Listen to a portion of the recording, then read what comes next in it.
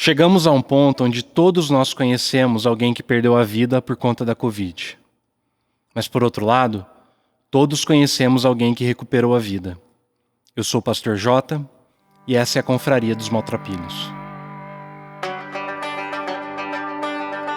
Este podcast não é para pessoas super espirituais. Gente que não chora, não erra, que não sabe o que é derrota. Este podcast é para os cansados, os exaustos, os envergonhados. Homens e mulheres fracos, pecaminosos e com talentos limitados. É para gente inteligente que sabe que é estúpida e para discípulos honestos que admitem que são canalhas. Se você sabe que diante de Deus não passa de um maltrapilho, este podcast também é para você. Eu preparei essa reflexão na semana que o Brasil atingiu 500 mil mortes por Covid. E nesse sentido, em primeiro lugar, eu gostaria de registrar o meu respeito e apoio às famílias enlutadas. Eu também perdi gente querida, gente que foi embora muito cedo. E sei que diante dessa dor do luto, a única coisa que cabe àqueles que ficam é chorar com os que choram. Além disso, apesar de normalmente eu assumir uma postura de pacificação, tentando sempre evitar conflitos desnecessários, hoje eu quero registrar o meu repúdio e minha revolta à forma que o governo, principalmente o governo federal, e em especial o senhor presidente da República, conduziu o combate à pandemia em nosso país, menosprezando a comunidade científica, incentivando o uso de medicamentos ineficazes, provocando aglomerações desnecessárias e sempre dando um mau exemplo no que tange ao cuidado, necessária proteção, não apenas dele, mas principalmente dos outros. E quero registrar também a minha indignação, a maneira que muitos cristãos e igrejas têm se comportado ao longo dessa grave crise sanitária, preferindo se informar pelos grupos de WhatsApp e pelas notícias do Facebook, de maneira acrítica, ingênua, sem buscar saber a veracidade do que é dito, assumindo uma postura negacionista e anticientífica, seguindo de maneira idolátrica as figuras messiânicas que se apresentam tanto nos meios políticos quanto religiosos. Faço minhas as palavras que eu escutei no domingo do dia 20 de junho do pastor Ed Renekiewicz.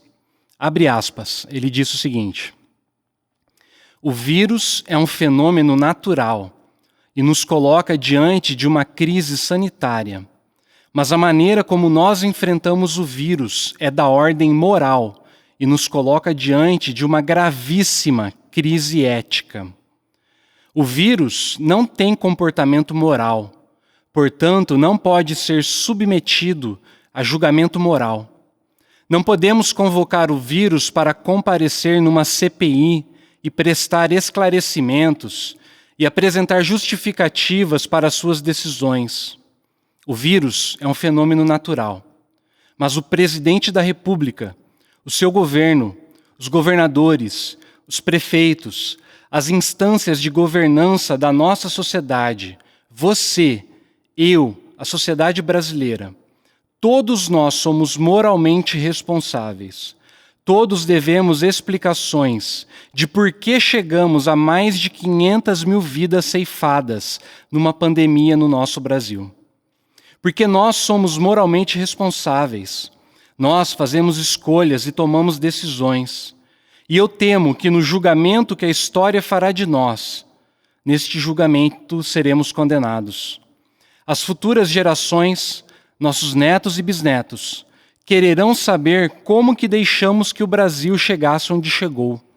Quererão saber por que permitimos esse descaso, esse desmando, esse descuido para com a vida humana. Fecha aspas. E é por isso, por considerar que a vida é importante e preciosa, que hoje, apesar da minha revolta, eu não irei falar de morte. Meu objetivo é conduzir o nosso olhar para a vida e para o Deus que é vida. Porque em momentos sombrios como esses que estamos vivendo, somos levados a acreditar que a morte possui a palavra final. Mas isso não é verdade. Pois, se de um lado todos nós temos ou conhecemos alguém que perdeu a vida, De outro lado, todos nós temos ou conhecemos alguém que recuperou a vida. Alguém que reviveu após semanas de luta contra a Covid. Alguém que desceu até o Sheol, o mundo dos mortos, e de lá foi resgatado. Hoje, portanto, vamos falar sobre a possibilidade de reviver. E é por isso que eu quero ler para você uma poesia que se encontra registrada no Salmo de número 30. E ela diz assim: Ó Senhor Deus, eu te louvo porque me socorreste e não deixaste que os meus inimigos zombassem de mim. Ó Senhor, meu Deus, eu gritei pedindo ajuda e tu me curaste. Tu me salvaste da morte. Eu estava entre aqueles que iam para o mundo dos mortos, mas tu me fizeste viver novamente. Cantem louvor a Deus, o Senhor, vocês, o seu povo fiel. Lembrem do que o Santo Deus tem feito e lhe deem graças. A sua ira dura só um momento, mas a sua bondade é para a vida toda. O choro pode durar a noite inteira, mas de manhã vem a alegria. Eu me senti seguro e pensei: nunca terei dificuldade. Ó Senhor Deus, tu foste bom para mim e me protegeste, como uma fortaleza nas montanhas. Depois, tu te escondeste de mim e eu fiquei com medo. Ó Senhor Deus, eu te chamei e pedi a tua ajuda. Se eu morrer, que lucrarás com isso? Será que os mortos podem te louvar? Será que eles podem anunciar que és fiel? Ó Deus, escuta-me e tem compaixão de mim. Ajuda-me, ó Senhor Deus. Tu mudaste o meu choro em dança alegre. Afastaste de mim a tristeza e me cercaste de alegria. Por isso, não ficarei calado, mas cantarei louvores a ti. Ó Senhor, tu és o meu Deus. Eu te darei graças para sempre. Esse é um dos salmos mais bonitos da Bíblia. O salmo nos conta a história dessa pessoa que adoeceu a tal ponto que parecia que ela iria definitivamente para o mundo dos mortos. Até que Deus a curou e livrou desse perigo, como dizem os versos 3 e 4. Ó Senhor, meu Deus, eu gritei pedindo ajuda e tu me curaste. Tu me salvaste da morte. Eu estava entre aqueles que iam para o mundo dos mortos, mas tu me fizeste viver novamente. Sendo assim, eu gostaria de chamar a sua atenção para aquilo que o poeta classifica como inimigos que querem zombar dele. Me parece que, para captar bem o significado desses inimigos, precisamos antes entender o significado de vida e morte na cultura do escritor.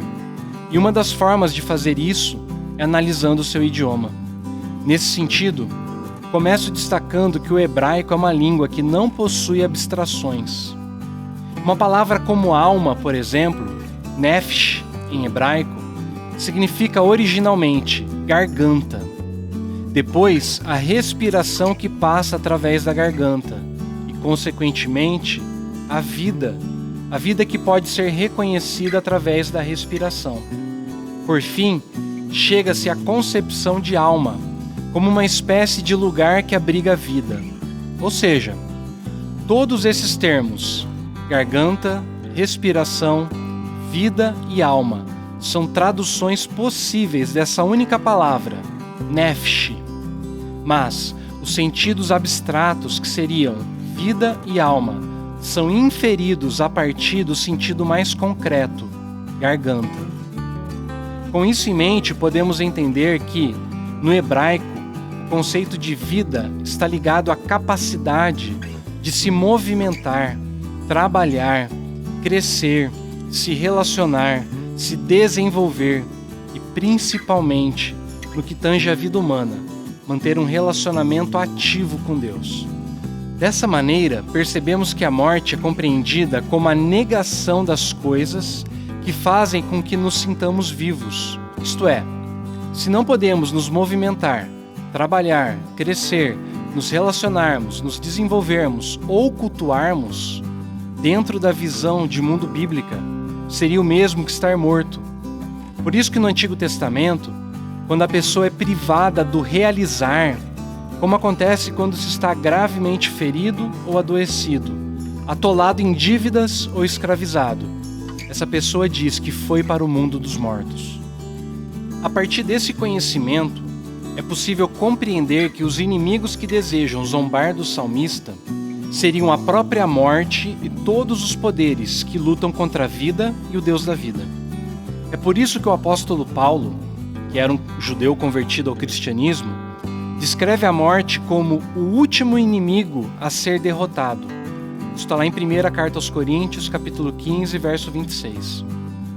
Como diz o teólogo N.T. Wright, ao comentar essa passagem, abre aspas, Paulo pretendia trabalhar nesse ponto, precisamente em termos da vitória metaforicamente militar do Messias sobre todos os inimigos do Criador, os governantes, autoridades e poderes, tanto humanos quanto supra-humanos, que ameaçam a boa criação.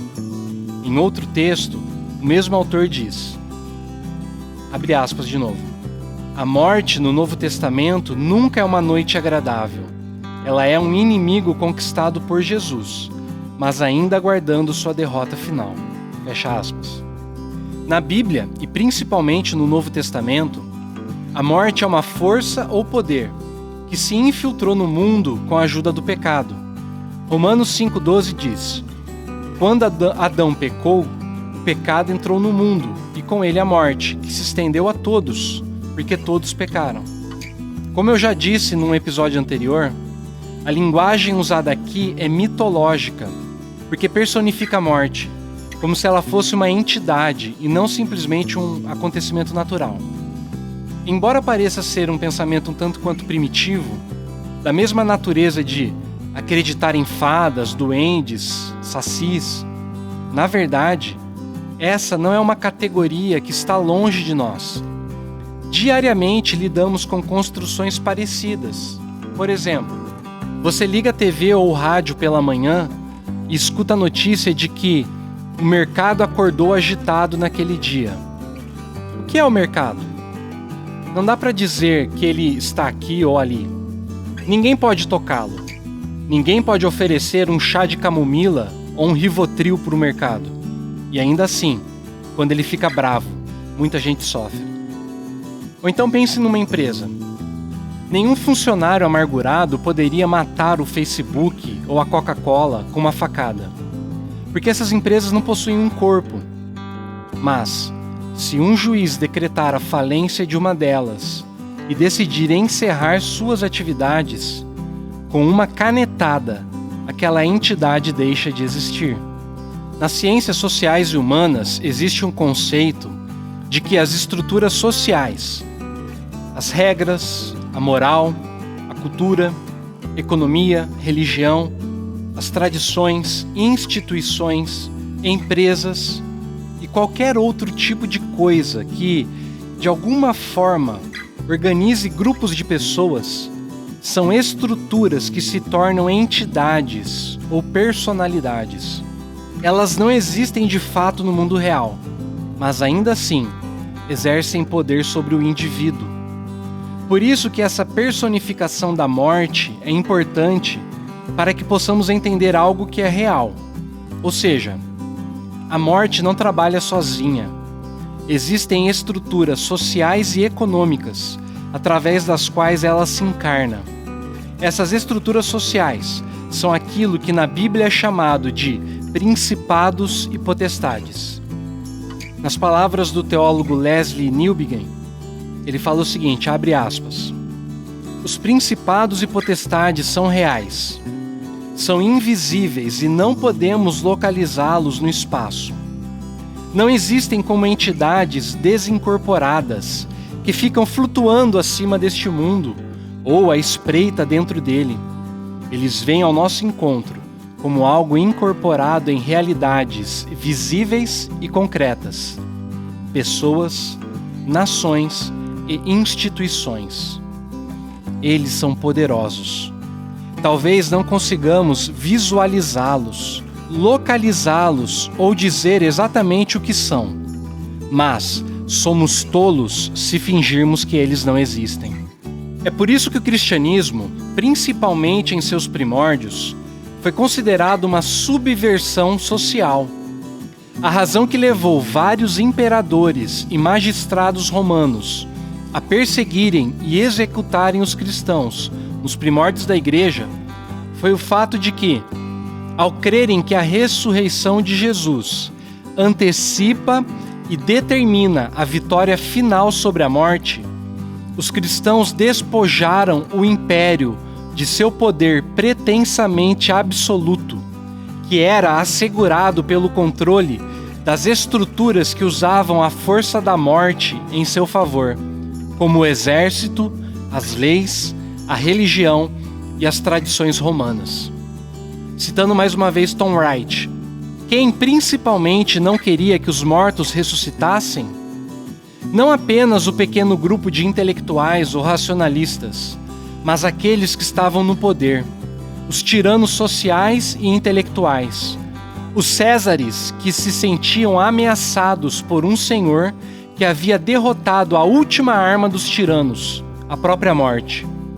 Os Herodes que ficaram apavorados diante da confirmação de que Jesus era o verdadeiro rei dos judeus. A esperança nasce com a descoberta de que uma visão de mundo diferente é possível, uma visão de mundo na qual os ricos, os poderosos e os inescrupulosos não terão, afinal, a última palavra. A mudança de visão de mundo requerido pela ressurreição de Jesus também nos capacitará a transformar o mundo. Ou seja, quando Cristo ressuscitou, as estruturas sociais através das quais a morte atua foram desmascaradas, perderam seu poder pretensamente absoluto. Isso nos dá a esperança e a coragem para lutarmos por uma sociedade melhor, mais justa, igualitária, pautada pelo amor ao invés do ódio, de tal forma que cada pequena vitória sobre a morte seja uma antecipação da vitória final. É por isso que cada paciente que revive, cada pessoa que é curada da Covid e de outras doenças, torna-se uma profecia, uma palavra viva de promessa, uma lembrança de que a morte não terá a última palavra para sempre. E eu sei que nessa hora alguns dirão, mas se isso é verdade, por que Deus não cura de uma vez todas as pessoas que estão num leito de hospital? Por que Ele não acaba de uma vez com essa pandemia? Comentando sobre alguns escritos de Lutero, Tim Keller escreveu o seguinte, abre aspas, ao discorrer em seu catecismo maior sobre o pão de cada dia, que está presente na oração do Pai Nosso, Lutero afirma que, quando você ora pelo pão diário, está orando por todas as coisas que contribuem para que tenha e desfrute seu pão diário. Você tem de abrir e expandir o pensamento, de modo que ele vá além do saco de farinha e do forno, e chegue às plantações, às lavouras e ao país inteiro que produz, processa e traz a nós o pão diário e todos os tipos de alimento. Lutero escreve ainda, Deus poderia lhe dar cereais e frutas sem que você tivesse de arar e plantar, mas Ele prefere não fazer isso. Fecha aspas. Me parece que da mesma forma que para alimentar e nutrir as nossas vidas, Deus usa o trabalho humano, que vai desde o lavrador, o padeiro, o varejista, o web designer, o publicitário, o caminhoneiro e tantas outras pessoas envolvidas. Da mesma forma, Deus prefere usar pessoas para que a cura aconteça. Ele usa enfermeiros, médicos, fisioterapeutas, psicólogos, dentistas, assistentes sociais, técnicos de laboratório, pesquisadores, engenheiros que desenvolvem equipamentos, operários que montam esses equipamentos, pedreiros e serventes que constroem os hospitais, eletricistas que fazem a manutenção, técnicos de informática que viabilizam processos, e uma infinidade de pessoas, sem as quais as consequências dessa pandemia seriam muito piores. Perceba então que existe um grande exército de pessoas lutando contra a morte neste exato momento que você escuta esse podcast. Essas pessoas são os instrumentos que Deus usa para vencê-la. São as mãos que curam, as bocas que animam, os olhos que encorajam, os ombros que apoiam, os pés que anunciam que aquele que estava morto reviveu. Mas e aqueles que não estão envolvidos diretamente com a cura das pessoas? O que você pode fazer para despojar o poder da morte? Minha sugestão é o seguinte: celebre cada pequena vitória sobre a morte e suas estruturas, como uma antecipação da vitória final de Cristo. Por que você deve fazer isso? Porque quando a vida é celebrada, a morte perde seu poder pretensamente absoluto.